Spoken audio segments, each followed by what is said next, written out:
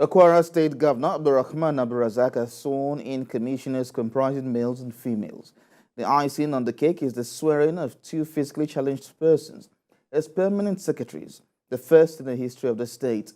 Correspondent Ibrahim Alege tells us how these men rose to the pinnacle of their careers, even with their physical disabilities.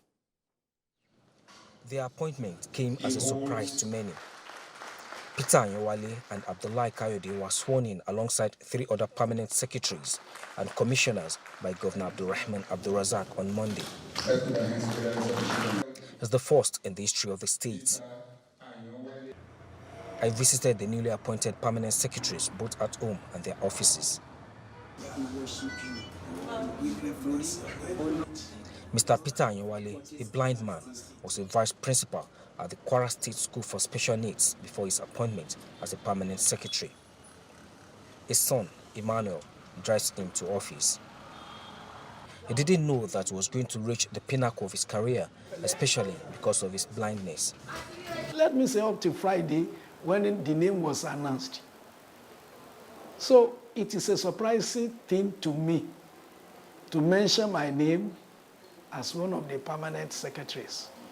When my friend called me and said, congratulations, I said, congratulations too.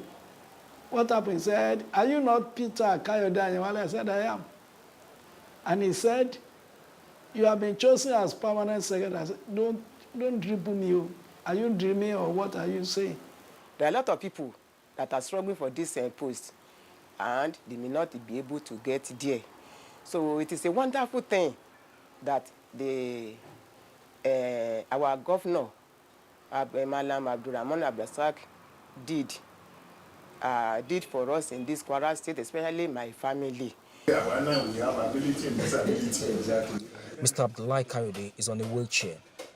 Today is the permanent secretary, Ministry of Housing and Urban Development. This ramp has just been constructed to ease his movement into his new office. Unlike his counterparts, his appointment as a permanent secretary did not come as a surprise based on the body language of Governor Abdulrahman Abdulrazak towards people living with disabilities. Somebody that has done this, it will not come as a surprise again. And the facelift that is happening at School for Special Needs is based on his love for physically challenged people and his kindness and generosity to us. He is operating an all-inclusive administration. Whether you are physically challenged or not, you are considered if you are hardworking. Apart from their schedules as permanent secretaries, the duo equally promise to champion the cause of people living with disabilities, especially in the areas of policy formulation and their rights and privileges. I cannot leave them alone. Both, all the people living with disability, whatever be the category, be blind, be deaf, be physical. I am representing them and I'm to work for them. He has shown it, he has demonstrated it, and I want to plead that he should continue showing the love, the kindness, the affection for which physically challenged, especially in the area of employment. The governor expects them to join hands with him in making life better for the people.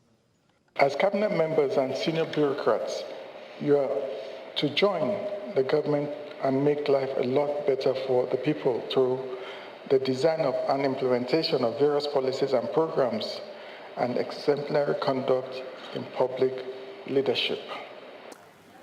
For the physically challenged permanent secretaries, they have exemplified the popular saying that there is ability in disability, and their life stories are enough to serve as motivation for other physically challenged persons that when there is life, there is hope. Ibrahim Alege, TVC News, Ilorin.